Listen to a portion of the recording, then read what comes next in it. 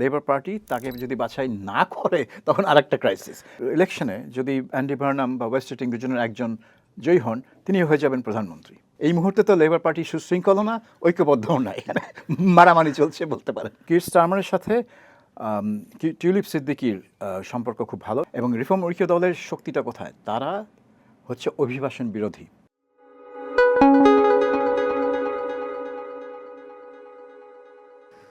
যুক্তরাজ্যের ক্ষমতাসীন লেবার পার্টিতে অস্থিরতা চলছে।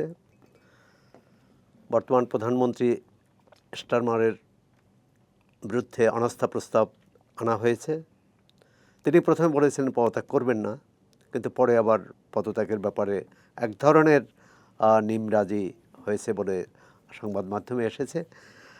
আর সার্বিকভাবে যুক্তরাজ্যের রাজনৈতিক পালাবদল এর কী প্রভাব প্রতিক্রিয়া পড়বে, এসব নিয়ে আমরা কথা বলবো বিবিসি বাংলার সাবেক প্রধান সাবির মোস্তফার সঙ্গে। সাবির মোস্তফা, চর্চার সংলাপে আপনাকে স্বাগত। ধন্যবাদ। আগের আলোচনায় আপনি বলেছেন স্টারমার সময় ঘনিয়ে এসেছে। সত্যি সময় ঘনিয়ে এসেছে, না তিনি টিকে যাবেন? টিকে যাওয়ার সম্ভাবনা আমি দেখছি না। টিকে যাওয়ার সম্ভাবনা খুব কম, কারণ এখন একজন না, দুজন সিনিয়র নেতা তার বিরুদ্ধে দাঁড়ানোর ঘোষণা দিয়েছেন। এক নম্বর হচ্ছে ম্যানচেস্টারের যে মেয়র ছিলেন অ্যান্ডি বার্নাম, তিনি বলেছেন যে তিনি একটা নির্বাচনে, উপনির্বাচনে অংশ নেবেন, এবং সেখানে যদি তিনি জয়ী হন, মানে এটা একটা ব্যাপার, তাকে জয়ী হতে হবে, পার্লামেন্টে ফিরবেন, তখন তিনি স্টারমারকে নেতৃত্বের জন্য চ্যালেঞ্জ করবেন। এরই মধ্যে স্বাস্থ্যমন্ত্রী যিনি ছিলেন ওয়েস্ট স্ট্রিটিং, তিনি তার পদ থেকে পদত্যাগ করেছেন। পদত্যাগ করে ঘোষণা দিয়েছেন যে তিনি এই মানে নেতৃত্বের যে ইলেকশন হবে, নির্বাচন হবে, সেই নির্বাচনে তিনি স্টারমারের বিরুদ্ধে দাঁড়াবেন। সো দুজন ইতিমধ্যে মানে রেডি স্টারমারের বিরুদ্ধে দাঁড়াতে। কাজেই এই নির্বাচন অ্যাভয়েড করার কোনো আর পথ নেই স্টারমারের। এখন হয় তিনি পদত্যাগ করবেন, করে একটা কেয়ারটেকার মন্ত্রী মানে প্রধানমন্ত্রী থাকবেন, এবং দ্রুত এটা হবে। তাহলে কি দ্রুত এই মধ্যবর্তী নির্বাচন হবে? না, কারণ লেবার পার্টির তো বিশাল মেজরিটি পার্লামেন্টে। ওই মেজরিটি যতদিন ক্ষুণ্ণ না হবে ততদিন নতুন নির্বাচনের কোনো প্রয়োজন নেই। এই নির্বাচনটা হবে দলের ভেতরে, দলের নেতা নির্ধারণ করার জন্য। এখন বার্নাম এই যে মেকারফিল্ড আসনে যে উপনির্বাচনে অংশ নেবেন, সেটা শেষ হওয়ার পরে এই নেতৃত্বের নির্বাচন হবে।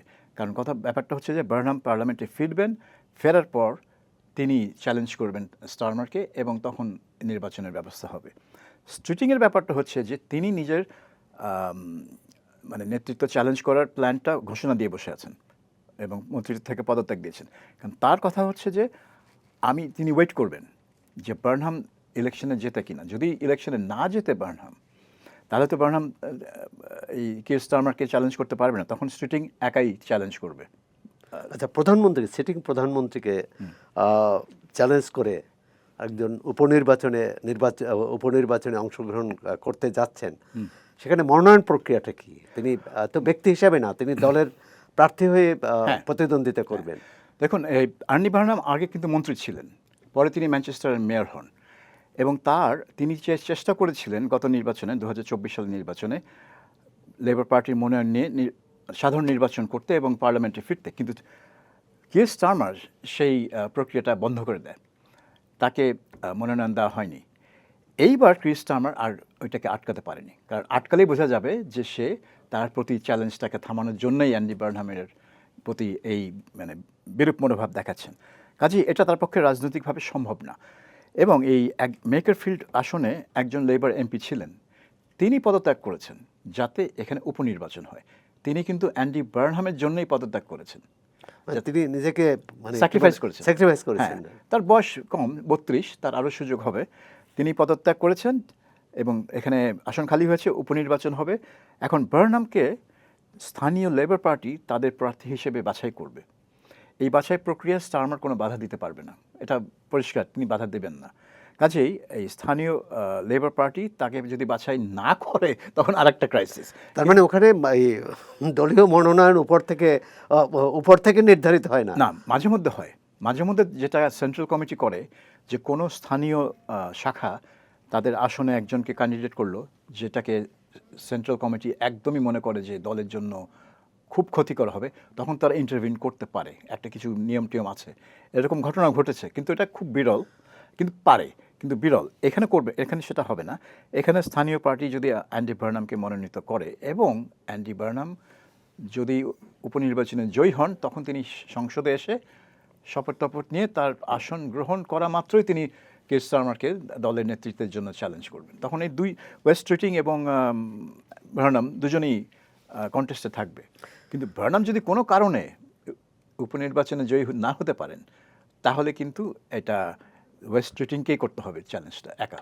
কিন্তু এই লেবার পার্টির মধ্যে যে এই বিরোধ যদি যেয়ে থাকে, তাহলে মধ্যবর্তী নির্বাচনের কোনো সম্ভাবনা আছে কিনা? না, মধ্যবর্তী নির্বাচন তখনই হয় যখন দল তার সংখ্যাগরিষ্ঠতা হারায়। কিন্তু লেবার পার্টি এত বেশি আসন, 400-র বেশি আসন এখানে তাদের, যার ফলে এটা মানে লেবার নেতা সংখ্যাগরিষ্ঠতা হারাবে বা কোনো আস্থা ভোটে হারবে এরকম কোনো সম্ভাবনা মানে নেই। ওই দলেরই অন্য কেউ, তৃতীয় কেউ নেতা হবেন বা হ্যাঁ, প্রধানমন্ত্রী ওই হবেন। ওই নেতৃত্বের ইলেকশনে যদি অ্যান্ডি বার্নাম বা ওয়েস্ট্রিটিং দুজনের একজন জয়ী হন, তিনি হয়ে যাবেন প্রধানমন্ত্রী। মানে তার মানে ক্ষমতাসীন দলের এই বিরোধ, এই যে বিশৃঙ্খল অবস্থা, এটা ভবিষ্যতে কনজারভেটিভ পার্টিকে, বিরোধী দলকে সুবিধা দিতে পারে। সুবিধা দিতে পারে, সেই জন্যই তারা এই নির্বাচনটা চাচ্ছে এই বছরই, যাতে আগামী নির্বাচন তো 2029 সালে, তো ওর আগে যাতে নতুন নেতা নতুন করে পার্টি গুছিয়ে ফেলতে পারেন, তাদের মেসেজ সাজিয়ে ফেলতে পারেন, লেবার পার্টি, যাতে করে যখন নির্বাচন হবে তখন তারা একটা সুশৃঙ্খল ঐক্যবদ্ধ পার্টি হিসেবে নির্বাচনে যেতে পারেন। এই মুহূর্তে তো লেবার পার্টি সুশৃঙ্খলও না, ঐক্যবদ্ধও না, এখানে মারামারি চলছে বলতে পারেন। ব্রিটেনের রাজনীতিতে বাঙালি কমিউনিটি বা বাঙালি সেখানে বাঙালি বংশোদ্ভূত রাজনীতিকদের একটা ভূমিকা আছে, বেশ প্রভাবশালী ভূমিকা আছে, এবং সেখানে 4 জন প্রতিনিধি, তারা 4জনই লেবার পার্টির। তাদের কোনো ভূমিকা থাকতে পারে এই? হ্যাঁ, অবশ্যই। তারা তো 4জনই তো এই লেবার মানে ইলেকশনে ভোট দিবেন। তবে এদের মধ্যে কেউই এখনও কারো প্রতি সমর্থন দেননি, কারণ তারা সবাই ওয়েট করছে যে নির্বাচনটা ঘোষিত হোক এবং প্রার্থীরা আনুষ্ঠানিকভাবে তাদের প্রার্থিতা ঘোষণা করুক। যদিও মানে সাক্ষাৎকার, ভাষণ এসবের মধ্যে দিয়ে তারা বলে দিয়েছে যে তারা নেতৃত্বের জন্য চ্যালেঞ্জ করবে, কিন্তু এখনও তো খাতা কলমে তারা প্রার্থী হননি। তো আমার মনে হয় এই 4জন যে বাংলাদেশ, এই 4জনের মধ্যে আবার এর মধ্যে কেউ কারো সম্পর্কে কথা আছে যে প্রধানমন্ত্রীর খুব ঘনিষ্ঠ। হ্যাঁ, কির স্টারমারের সাথে টিউলিপ সিদ্দিকির সম্পর্ক খুব ভালো। এটার একটা কারণ হচ্ছে যে কির স্টারমার হচ্ছে লন্ডনের ক্যামডেন এলাকার এমপি, আর সেই ক্যামডেন এলাকায় টিউলিপ সিদ্দিকির রাজনৈতিক জীবন শুরু হয়। ওখানে স্থানীয় সরকার, যেটা লোকাল কাউন্সিল, সেখানে স্থানীয় সরকার সদস্য ছিলেন, নির্বাচিত সদস্য টিউলিপ এক সময়। এবং টিউলিপ যেই আসনের এমপি, সেটা হচ্ছে ক্যামডেনের পাশের আসন, হ্যামস্টেড এলাকা, সেখান থেকে তিনি আসছেন। কাজেই কির স্টারমারের সাথে তার ওয়ার্কিং রিলেশনশিপ অনেক বছর, অনেক পুরনো, এবং সেই কারণেই কির স্টারমার প্রথম দিকে চাননি যে টিউলিপকে নিয়ে যখন আলোচনা শুরু হয়, যে বিতর্ক শুরু হয়, তখন তিনি চাননি যে টিউলিপকে মানে ছাঁটাই করতে বা বরখাস্ত মন্ত্রিসভা থেকে বাদ দিতে। তিনি সেজন্য তিনি যেটা করলেন যে টিউলিপকেই বললেন যে তুমি দেখো কি করতে পারবে। তখন সে যে পথে যায়, সে নিজেই ডিসাইড করে যে সে পদত্যাগ করবে, কারণ না হলে কির স্টারমারের জন্য বিষয়টা অস্বস্তিকর হয়ে যাচ্ছে, একটু বিব্রতকর পরিস্থিতিতে পড়ে যাচ্ছে কির স্টারমার। তিনি চাচ্ছেন না বরখাস্ত করতে। মানে এটা তো বাংলাদেশে টিউলিপ সিদ্দিকের নামে যে মামলা বা যেসব মামলা, গ্রেপ্তারি পরোয়ানা ইত্যাদি, এসবের কোনো প্রভাব নয়। না, প্রভাব তো আছেই। পানিটা ঘোলাটে করেছে এইসব দুদকের যেই অভিযোগ মামলা টামলা, আর ওখানকার স্থানীয় কিন্তু ওই মানে দলের মধ্যে সমস্যাটা মূলটা ছিল ওই তার যে বাসা, যেখানে তিনি থাকেন টিউলিপ সিদ্দিকী, সেই বাসার মালিকানা কার, এবং এটা কি তাকে উপহার দেওয়া হয়েছে না তিনি ভাড়া নেন, এই জিনিসটাকে তাকে ডিক্লেয়ার করতে হয় ওই পার্লামেন্টে, একটা মানে হলফনামার মতো করতে হয়। তো উনি সেটা দেরিতে করেছেন, মানে শুরুতে করেননি, পরে দেরিতে করেছেন, এবং দেরিতে করার একটা ব্যাখ্যাও দিয়েছেন। কিন্তু যখন এই বিতর্ক শুরু হয় এবং ব্রিটেনে কিছু পত্রপত্রিকা, বিশেষ করে খুব ডানপন্থী পত্রপত্রিকা, তারা সুযোগ পেলেই লেবার পার্টি নিয়ে মানে গল্প তৈরি করে, এবং সেখানে যদি কোনো বিদেশি বংশোদ্ভূত মানে অশ্বেতাঙ্গ হয় তাহলে তো কথাই নেই। আমি বলছি না সেই কারণেই তারা এই স্টোরির উপর এত মনোযোগ দিয়েছে। এখানে একটা তারা মনে করছে যে এখানে একটা কনফ্লিক্ট অফ ইন্টারেস্ট আছে।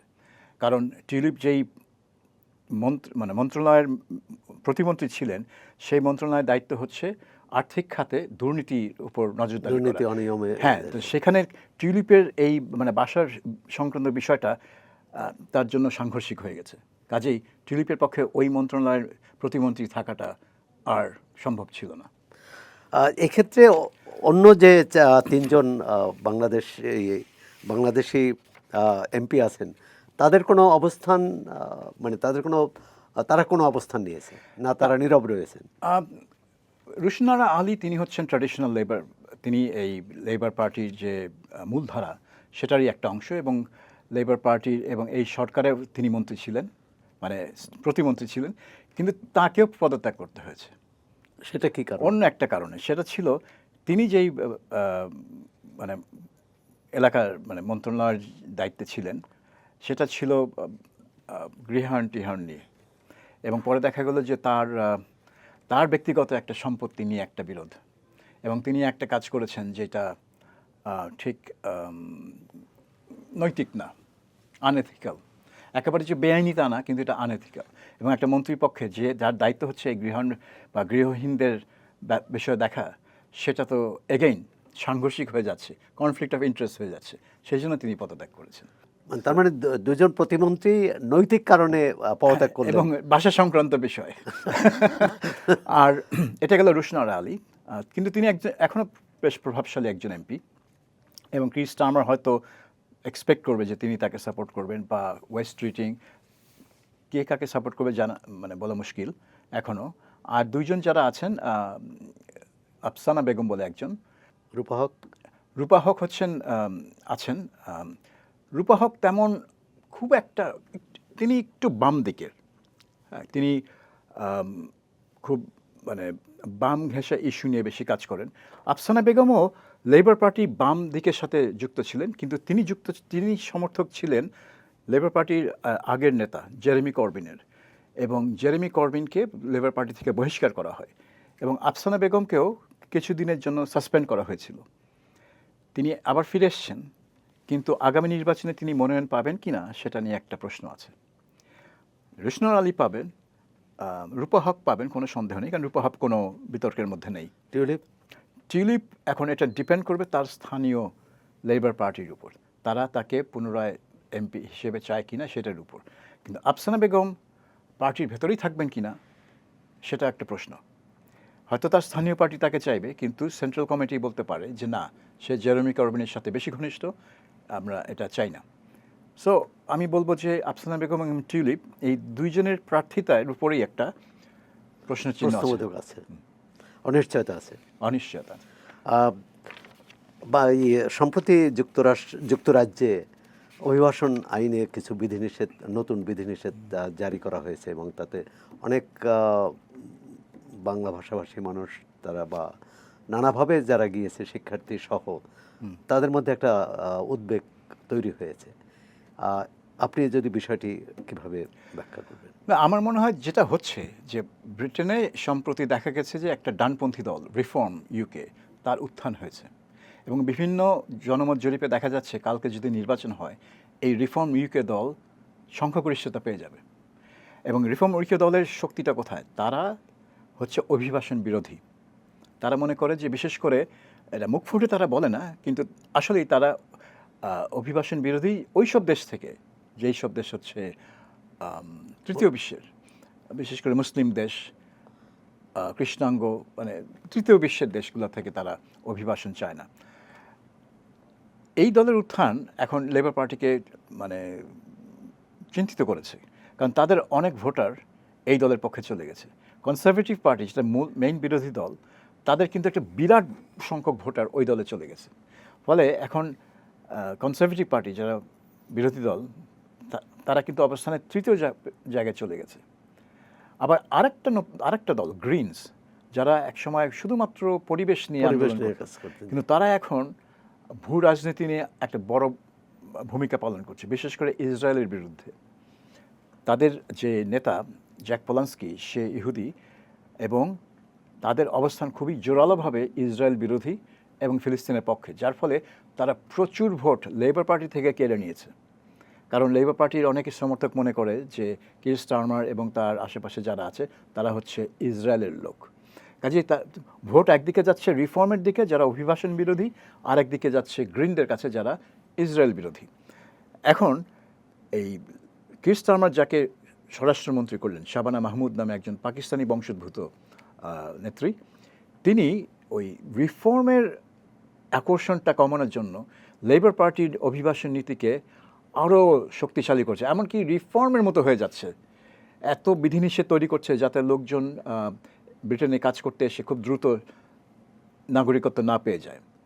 হ্যাঁ, সময় বাড়িয়েছে, এক সময় ছিল যে আপনি যদি আপনি যদি বৈধ উপায়ে ব্রিটেনে যান, ওয়ার্ক পারমিট নিয়ে কাজ করেন, 5-6 বছরের মধ্যে আপনি নাগরিকত্ব পেয়ে যাচ্ছেন। 5 বছর ছিল, 5 বছর নাগরিকত্ব পেয়ে যাচ্ছেন। এখন তিনি এমন করেছেন যে আপনি যদি একজন রাজনৈতিক আশ্রয় প্রার্থী হিসেবে যান, আপনাকে 20 বছর ওয়েট করতে হবে পার্মানেন্ট রেসিডেন্সের জন্য। নাগরিকত্ব তো দূরে থাক, আপনি যদি বৈধ উপায়ে ছাত্র বা চাকরি নিয়ে যান, আমার মনে হয় অন্তত 10 বছর আগে আপনি করতে পারবেন না, নাগরিকত্বের কথা চিন্তাও করতে পারবেন না। কাজে তিনি জিনিসটাকে এত কঠিন করে তুলছেন, এবং এটার একটাই কারণ হচ্ছে এটা হচ্ছে রাজনৈতিক। এটা কিন্তু লেবার পার্টির মানে মূল নীতি না। তারা ওই রিফর্মের উত্থানের প্রতি মানে মোকাবেলা করার জন্যই রিফর্মের মতোই তাদের নীতিকে আরও কঠোর করে তুলছে ইমিগ্রেশনের ক্ষেত্রে। কাজেই বাংলাদেশি অনেকে আছেন, শুধু বাংলাদেশি না, অনেক দেশ থেকেই লোকজন গেছে স্টুডেন্ট হিসেবে বা ওয়ার্ক পারমিট নিয়ে, এবং তাদের আশা ছিল যে আর কয়েক বছরের মধ্যেই আমি পার্মানেন্ট রেসিডেন্সি পেয়ে যাব, তারপরে আমি নাগরিকত্ব নিয়ে নিব। তো এগুলো তো তাদের মাথায় একেবারে বজ্রপাতের মতো অবস্থা, তাদের সব পরিকল্পনা তো ভেস্তে যাচ্ছে। সেখানে বাংলা ভাষাভাষী মানুষের সংখ্যা কত বলা খুব ডিফিকাল্ট। আমি যতদূর জানি হয়তো 4-5 লাখ হবে, কিন্তু এখন কত এক্সাক্ট ফিগার আমি জানি না, কিন্তু 4-5 লাখের কম হবে না। এত কম? আমাদের তো ধারণা ছিল অনেক বেশি হবে। না, কারণ যেহেতু এক জায়গায় এক জায়গায় কনসেন্ট্রেটেড, ওই পাড়ায় গেলে মনে হয় সারা দেশই বাঙালিতে ভরা, আসলে তো তা না। ওই ধরুন লন্ডনের আপনি যদি পূর্বাঞ্চলে যান অনেক বাংলাদেশি পাবেন, কিন্তু আর বাদ বাকি লন্ডনে তেমন কোনো বাংলাদেশি পাবেন না, পাবেন কিন্তু ছড়ায় ছিটায় থাকবে তারা। সো ওই এলাকায় গেলে মনে হয় সারা দেশ বাংলাদেশিদের ভরা, কিন্তু আসলে বাংলাদেশিদের ভরা না দেশটা। ভারতীয়দের অবস্থা, ভারতীয় বংশোদ্ভূতরা বাংলাদেশিদের যে সংখ্যা অনেক বেশি, এবং তারা পার্লামেন্টে তাদের প্রতিনিধি আরও অনেক বেশি। আমি নামটা বলতে পারছি না, কিন্তু তারা অনেক আগে থেকেই পার্লামেন্টের এমপি পাঠাচ্ছেন এবং তাদের সংখ্যা বেশি, মূলধারা রাজনীতির সাথে যুক্ত অনেক আগে থেকেই, এবং অনেকে অনেক ধরনের ব্যবসায় জড়িত। এবং কিন্তু এদের একটা বড় অংশ সরাসরি ভারত থেকে যায়নি, এরা গিয়েছে পূর্ব আফ্রিকা থেকে। 70 দশকের শুরুর দিকে যখন ইদি আমিন ইউগান্ডার প্রেসিডেন্ট ছিলেন, তিনি তার যে দেশে যে সব ভারতীয় বংশোদ্ভূত লোকজন ছিল তাদেরকে সব বহিষ্কার করে দেন। আর এরা সব এসেছিল ব্রিটিশ আমলে, যখন ভারতবর্ষ ব্রিটেনের হাতে ছিল। কাজেই তারা ভারতে না গিয়ে ব্রিটেনে চলে যায়, ব্রিটেন দরজা খুলে দেয় তাদের জন্য, তাদেরকে আশ্রয় দেয়। এবং তারা সব ব্যবসায়ী, ব্রিটেন জানতো যে এরা হচ্ছে ব্যবসায়ী, এবং এরা দেশে আসলে তারা রাষ্ট্রের উপর একটা খরচের চাপ হবে না, বরঞ্চ তারা মানে সম্পদ ক্রিয়েট করবে, কারণ তারা ব্যবসায়ী। এবং তাই হয়েছে, তারা ব্যবসা করে নিজেদেরকে ধনী করেছে, রাষ্ট্রকেও মানে অর্থ দিয়েছে ট্যাক্সের মাধ্যমে। এটা একটা বড় অংশ। আর একটা অংশ অবশ্যই ভারত থেকে যাওয়া। আমাদের এখানে যেমন দ্বৈত নাগরিকত্ব মানে অনুমোদন করা হয়, অর্থাৎ বাংলাদেশ নাগরিকত্ব রেখেও ব্রিটেনের নাগরিকত্ব নেওয়া যায়, বা ব্রিটেনও সেটা করে, কিন্তু ভারতীয়রা তো সেটি অনুমোদন করে না। না, ভারত তো কখনোই অ্যালাউ করেনি, যার ফলে যারা আর কি ব্রিটিশ নাগরিকত্ব নিত তাদেরকে ভারতীয় পাসপোর্ট ছেড়ে দিতে হতো। কিন্তু এখন ভারত যেটা নিয়ম করেছে বেশ কয়েক বছর আগে, সেটা হচ্ছে একটা নতুন কার্ড সৃষ্টি করেছে, যে ওই ওভারসিজ ইন্ডিয়ান কার্ড একটা সৃষ্টি করেছে, যার ফলে এনআরআই, হ্যাঁ আপনি না, এনআরআই তো আপনার ভারতীয় পাসপোর্ট নিয়েও থাকে, কিন্তু এই কার্ডে যারা আর কি ব্রিটিশ নাগরিকত্ব নিয়েছে বা আমেরিকান নাগরিকত্ব নিয়েছে, তারা যদি ওই কার্ডটা গ্রহণ করে তাহলে তারা ভারতে গিয়ে জমি কিনতে পারবে, ব্যাংক অ্যাকাউন্ট খুলতে পারবে, কাজ করতে পারবে। এই সুবিধাগুলো ভারতের নাগরিক না, কিন্তু ভারতীয় নাগরিক হিসেবে সব সুবিধা ওভারসিজ নাগরিক হিসেবে এই সুবিধাগুলো পাবে, এবং ভিসা ছাড়াই ট্রাভেল করতে পারবে। খালি বোধহয় ভোট দিতে পারে না বা এই ধরনের কিছু। কিন্তু এই কার্ডটা সৃষ্টি করেছে ভারত সরকার, যাতে যারা ওভারসিজ ভারতীয় তারা যাতে ওই দেশের নাগরিকত্ব গ্রহণ করেও ভারতের সাথে তাদের যোগাযোগ বা ব্যবসা চালিয়ে যেতে পারে। আমাদের যে কয়েকদিন আগে 12ই ফেব্রুয়ারি নির্বাচন হলো বা তার আগে যত নির্বাচন হয়েছে, নির্বাচনের বেশ একটা বিতর্কের বিষয় যে দ্বৈত নাগরিকরা এখানে নির্বাচন, বিশেষ করে জাতীয় সংসদ সদস্য পদে প্রার্থী হয়েছেন, জয়ী হয়েছেন। কেউ পরিচয় গোপন করেই, কারণ বাংলাদেশের আইনে এটা অনুমোদন করে না যে জনপ্রতিনিধি তিনি করতে পারবেন। এটি মানে আপনি কি মনে করেন যে এই দ্বৈত নাগরিকদের এই বাংলাদেশের জাতীয় সংসদে প্রতিদ্বন্দ্বিতা করার অনুমোদন থাকা উচিত? আমার ব্যক্তিগত মতামত হচ্ছে যে না। আমার মতামত হচ্ছে যে যিনি দ্বৈত নাগরিক তার কোনো রাষ্ট্রীয় কোনো পদে থাকা উচিত না, সেই নির্বাচিত পদ হোক বা অ্যাপয়েন্টেড পদ হোক। এমনকি ওই প্রধানমন্ত্রীর বিশেষ সহকারী বা প্রধানমন্ত্রীর বিশেষ উপদেষ্টা এইসব পদেও কোনো দ্বৈত নাগরিককে দেওয়া উচিত না। এটাই আমার বিশ্বাস। এটার কারণ হচ্ছে একটা দ্বৈত নাগরিকের মানে তার আনুগত্য তো, যেমন ধরুন আমি ব্রিটিশ নাগরিক এবং বাংলাদেশি নাগরিক, আমি দ্বৈত নাগরিক। আমার আনুগত্য কোন দেশের প্রতি? এখন আমি বলতে পারি যে হয়তো যে আমি সেইভাবে অনুগত না ব্রিটেনের প্রতি। আমার মাটি টান বাংলাদেশ, মাটির জন্মভূমি, আমার জন্ম এখানে, আমার পরিবারের জন্ম এখানে, আমার ভাষা বাংলা, আমি জাতিগতভাবে বাঙালি, এই পরিচয় তো আমি ছেড়ে দিতে পারি না। আমার মাতৃভাষা, আমার জাতিগত পরিচয়, এই দুইটা জিনিস আপনি চেঞ্জ করতে পারবেন না। আমার নাগরিকত্ব চেঞ্জ করতে পারবো, আমার ধর্মও চেঞ্জ করতে পারবো। অনেক মানুষ ধর্মান্তরিত হয়, কিন্তু আপনি তো আপনার মানে মাতৃভাষা চেঞ্জ করতে পারবেন না, আপনি আপনার জাতিগত পরিচয় চেঞ্জ করতে পারবেন না। তো এই দুইটাই তো বাংলাদেশের সাথে সম্পৃক্ত। কাজেই মানে হয়তো আমার মানে যদি কনফ্লিক্ট হয় তাহলে আমার লয়ালটি হয়তো বাংলাদেশের প্রতি থাকবে, কিন্তু তারপরও আমি বলবো যে এই চয়েসটা, এই সংঘর্ষটা এড়ানো সবচেয়ে মানে বুদ্ধিমানের কাজ হবে। যে শুধুমাত্র যার বাংলাদেশি নাগরিকত্ব আছে সেই এই নির্বাচিত এবং অ্যাপয়েন্টেড রাষ্ট্রের কাজে এবং দ্বৈত নাগরিক হয়ে থাকলে তার অন্য দেশের নাগরিকত্ব ত্যাগ করেই বাংলাদেশের রাষ্ট্রীয় কর্মকাণ্ডে তার যুক্ত হওয়া উচিত। আমি বিশেষ করে জনপ্রতিনিধি যদি হন, জনপ্রতিনিধি এবং মানে রাষ্ট্রীয় নীতি নির্ধারকের কথা বলছেন আপনি, যে উপদেষ্টা বা বিশেষ সহকারী, যাদের আনুষ্ঠানিক পদ আছে রাষ্ট্র কাজে, আনুষ্ঠানিক পদ। যদি একজন পলিটিশিয়ান যদি একজনের ইনফর্মালি উপদেশ নিতে চায় সেটা অন্য জিনিস, ইনফর্মালি, কিন্তু রাষ্ট্রের বেতনে আনুষ্ঠানিকভাবে যে কাজ করবে তাকে আমার মনে হয় যে নাগরিকত্ব শুধুমাত্র বাংলাদেশি নাগরিকত্বই দরকার। জন্মসূত্রে বাংলাদেশি নাগরিক, কিন্তু ব্রিটেনেরও নাগরিক তিনি। আর তিনি কি সেখানে পার্লামেন্ট নির্বাচনে অংশ নিতে পারবেন এই বাংলাদেশ নাগরিকত্ব বাতিল না করে? হ্যাঁ, পারবেন। আমার মনে হয় ঋষি সুনাকের জন্ম তো ব্রিটেনের না, তিনি প্রধানমন্ত্রী হয়েছেন। শাবানা মাহমুদ তো পাকিস্তানি বংশোদ্ভূত। আমি জানি না তার জন্মটা কোথায়, তার জন্ম হোক বা না, বলছি যে দ্বৈত নাগরিক, আপনি বললেন যে দ্বৈত নাগরিক হলে বাংলাদেশের রাষ্ট্রীয় কর্মকাণ্ডে তাকে যুক্ত হওয়া উচিত না বা রাষ্ট্রীয় যে জনপ্রতিনিধি হওয়া উচিত না। বলছে যে এই একই প্রশ্ন যদি যুক্তরাজ্যের ক্ষেত্রে আসে বা অন্য দেশের ক্ষেত্রে, সেখানে কি হবে বা কি হওয়া উচিত? সেটা নিয়ে আমি ক্লিয়ার না, যে কিন্তু যে দ্বৈত নাগরিক হলে, যেমন 4 জন এমপি আছেন, তারা কি সবাই বা বাংলাদেশের নাগরিকত্ব ত্যাগ করেছেন? মনে হয় তো না। আমি জানি না, মানে টিউলিপের ব্যাপারে আমি জানি না, যদিও এটা নিয়ে একটা বিতর্ক আছে। কেউ কেউ বলে যে তার এনআইডি আছে। তিনি অবশ্য জন্মসূত্রে সেখানকার নাগরিক না, তা অনেক বলা হয় যে তার একটা এনআইডি আছে। তো এনআইডি রাখতে হলে তো আপনার বাংলাদেশের নাগরিক হতে হবে। আপনি যদি জন্মসূত্রে ব্রিটিশ হন তারপরে আপনি বাংলাদেশি নাগরিকত্ব পাবেন যদি আপনার বাপ দাদা বাংলাদেশি হয়। যেমন আপনার মনে আছে যে ইসলামিক স্টেটের একজন সহযোগী কি বেগম, শামীমা বেগম, তার কেসটা যে ব্রিটেন ডিসাইড করলো যে তাকে ব্রিটিশ নাগরিকত্ব কেড়ে নেওয়া যায় কারণ সে বাংলাদেশি নাগরিকত্ব পাবে। বাংলাদেশ থেকে বলা হলো যে না, তাকে আমরা দেশে ঢুকতেই দেবো না। হ্যাঁ, তখন কারণ আমার মনে আছে তখন পররাষ্ট্রমন্ত্রী আব্দুল মোমেন ব্রিটেনে গিয়ে একাধিক টিভি চ্যানেলে ইন্টারভিউ দিয়ে বলছেন যে শামীমা বেগম যদি ঢাকায় ল্যান্ড করে আমরা তাকে ফাঁসিতে ঝুলাবো সন্ত্রাসী হিসেবে। তো ব্রিটেনের কোর্ট কিন্তু বলল যে যেহেতু সে তার বাপ বাংলাদেশি, সেহেতু সে বাংলাদেশি নাগরিকত্ব পেতে পারে, সেই জন্য তার ব্রিটিশ নাগরিকত্ব কেড়ে নেওয়া যায়। কারণ সে নাগরিকত্বহীন অবস্থায় থাকবে না, কারণ সে বাংলাদেশে নাগরিক হতে পারে। কিন্তু বাংলাদেশ নাগরিকত্ব দেবে না, কিন্তু তাদের কাছে সেটা ব্যাপার না, ব্যাপার হচ্ছে সে পেতে পারে কিনা, আইনগত ভিত্তিতে পেতে পারে কিনা। তো তারা ডিসাইড করলো যে হ্যাঁ পেতে পারে, তাহলে তাকে তার বাংলাদেশে ব্রিটিশ নাগরিকত্ব কেড়ে নিতে কোনো সমস্যা নেই। এখন যারা প্রধানমন্ত্রী হলেন ঋষি সুনাকের মতো লোক, তার মানে দ্বৈত নাগরিকত্ব ছিল কি না আমি জানি না, এবং অন্যান্য মন্ত্রী তারা কি বাংলাদেশি নাগরিকত্ব ছেড়ে দিয়ে মন্ত্রী হয়েছেন, এমপি হয়েছেন, আমি জানি না। এটা হয়তো একটা মানে এই প্রশ্নটা কখন আমরা ফেস করি না। না, একটা ভালো বিতর্কের বিষয়, হ্যাঁ, বা এটি মীমাংসা হওয়া উচিত এবং ন্যায়সঙ্গতভাবেই হওয়া উচিত।